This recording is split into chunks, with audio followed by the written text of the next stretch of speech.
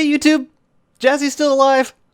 Somehow. Today I want to talk about the Lights Out mode in Don't Starve Together. Now most of you probably think of Lights Out mainly as a challenge mode. And in the most basic sense, it's true. Especially considering that darkness has always been your biggest threat. And in Lights Out, the darkness is perpetual. But what many players don't realize is that there are a significant amount of advantages to living in a world of eternal light. Some of which can be enjoyed on day one and others that make the end game an absolute joy. All of the game progression is accessible in this mode, and in many cases will be less time sensitive. To put it simply, Lights Out is so much more than just a challenge mode, and I'm here to go over all the reasons you may want to try taking it for a spin. Let's cover the early game advantages, starting with freshwater ponds. Frogs spawn from ponds at day and jump back in at night. That means the only time you will ever see a frog in Lights Out is during frog rain in spring or getting morbed by a tumbleweed. Yes, I edited that frog in, but this means that you can fish at ponds as often as you want and the fish police will not accost you. Every day is surf and turf day. In Lights Out, most neutral mobs will always be sleeping, so shave the beefalo anytime, kill volt goats anytime, and easily get that first hit on a koala at the end of a hunt. Even narwhals will pass out shortly after spawning, which can be nice if you happen to be in the middle of fighting the absolute best boss in the game. This next benefit by itself should give you pause to consider. Sinkhole bats do not respawn. When you crack a sinkhole, you'll get a single wave of bats, then once those poopers have been dispatched, you will never see them there again. No guard bunny towers needed, no patching up walls, and no slow march towards world corruption when you eventually have more guano than rot. Beefalo are much easier to tame in Lights Out. This is because they will very rarely shake their saddle before going to sleep, so you don't need to worry about shoving sticks in their face the moment you get bucked. If you're going to leave a beefalo somewhere for a while, then I'd still recommend using a saddle horn to remove the saddle while they sleep. If a beefalo is unloaded, then they can often reload with their saddle shaken off. Also, getting the saddle on is going to be a bit tricky since you can't click to wake them up unless they already have a saddle. Best way I found is to bond the beefalo to a bell, then run away. The beefalo will chase after you, and you should be able to sneak in a couple twigs before it catches up and goes back to sleep. This may take a few tries. It's also important to note that a sleeping beefalo will still lose domestication and obedience while unloaded. The good news is that it loses domestication very slowly, so unless you're going away for a season, it should be fine. Otherwise, just drop it near a salt lick. In terms of world effects, there is one season in particular that offers a vastly different experience in Lights Out. And that season is summer. The most notable difference is that wildfires simply do not exist. They can only trigger during the hottest times of day and will never happen at dusk or night. So build your base wherever you want. No need for flingos, oasis protection, or a second summer base in the caves. You can set up a base in a much more central location and continue building any time of the year. The other major summer benefit is that the heat is barely a threat.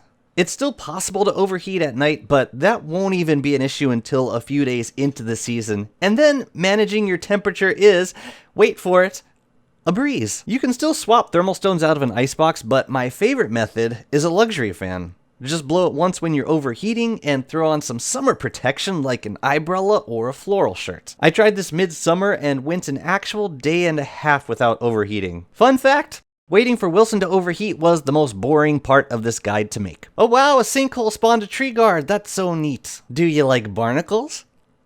Of course you don't. They're remote, they're dangerous as hell, and a pain in the light bulbs to get set up. Except, hold the gramophone.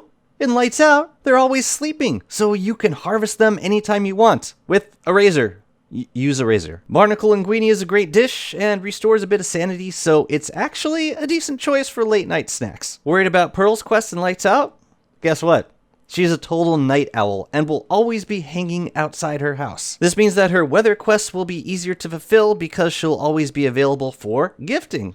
No more loitering in the rain until morning. Bunny men will also be outside their houses constantly, so they're a great choice for farming spiders. You can also use them for boss fights like Bee Queen and not worry about daylight canceling all your DPS. Their drops suck, but they do respawn fast, so if you get a decent fire farm, you can run it every day for meat and carrots. Now, let's talk about bosses. The terrarium can be turned on anytime, and the fight will never be interrupted by daytime. This is great for getting the fight done as quickly as possible without needing to plan out multiple nights for fighting. There is still somewhat of a time limit. If the fight goes on for a couple days, just make sure to not unload the twins. Otherwise, there is a chance that the terrarium will turn off and go into cooldown. I'm not sure if this is intended, but just to be safe, try to stick around until the fight is over. In spring, you got Moose Goose and her mosslings, which will fall asleep if they're not aggroed. Even if the mosslings have mom nearby, you can land a few hits on them before Moose Goose wakes up and attacks. Just run away, let them go back to sleep, then go back in and repeat until all the mosslings are dead, at which point you can fight Moose Goose without dealing with the enraged mosslings afterwards. Why are you looking at me like that?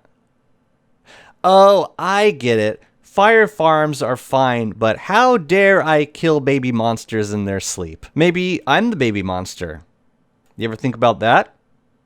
The other boss fight worth mentioning is the Shadow Pieces. You still gotta start this fight during New Moon, but you have an entire day of New Moon to start it. And if you finish, then you can rebuild the statues and start the fight again. Best transition in the video right here, because there's actually a very good reason why you will want multiple Shadow Atriums. Which brings us to the late game benefits, starting with the Forest Stalker. You will want a Forest Stalker, and this may be the most powerful farm in Lights Out, because your pet skeleton will never die unless you kill it. Or maybe a tree guard. Or maybe frogs. This means you have an on-demand source of unlimited glowberries, light bulbs, foliage, and tree felling power. Wear your Bee Queen crown for a sanity station and hold a thurible to keep it in place. Lure plants work to keep it contained, but they do tend to glitch through when unloaded. Ding ding! Pro tip moment. Once you get docks, you can create a pen by surrounding a boat with docks and land and build the skeleton on a boat. It will wander off the boat, but it can't go onto land, so just stop by whenever you need it. Make as many as you want and watch your sanity soar. Now, pigskin is going to be tricky to farm in Lights Out because pigs never leave their homes. You can still force them out during full moons by torching their house and then extinguishing it with a watering can or fling-o-matic. Full moon lasts an entire day, so you got plenty of time to terrorize your entire village. You also have an entire day to run the Moonstone event. Once you get the Moonstone blocked off, you can run around killing werepigs while the event runs and get a bunch of pigskin while making a Mooncaller staff. There's also a trick where you pull the Starcaller staff out once the mobs spawn, which will cancel the event and turn all the mobs into suspicious Moonrock. If you restart the event, these mobs will pop back out of the Moonrock and sometimes take a little damage. So if you do this over and over again, you can kill all the mobs that spawn, which will net you tons of meat, monster meat, and pigskin. Just make sure to pull out the staff before 15 seconds have passed. Otherwise, the staff will be locked into place, forcing you to complete the event. And finally, if you ever tire of the constant need for miner hats and lanterns, just start the Moonstorms. This will give you entire days of eternal full moons. Just keep your lunacy down and build your base like it's a normal playthrough. I'd say the two strongest character choices for a Lights Out run have to be Wickerbottom and Maxwell. The latter has a passive sanity drain that is much stronger than the constant drain of night, and both are able to read Wickerbottom's Lunar Grimoire, which turns the night to full moon. You can cycle through 3 of these in a bookcase, and every night can be a fake night, for the low cost of a crap ton of sanity. That's all the benefits that I can think of, but I'm sure there are more that I've missed, so please let me know in the comments what else in All Night World has to offer. I've really enjoyed my recent runs in this mode. It adds a bit of challenge to the game, but with a decent setup, an experienced player can absolutely thrive and reap a handful of very unique rewards. Thanks so much for watching, and see you next time.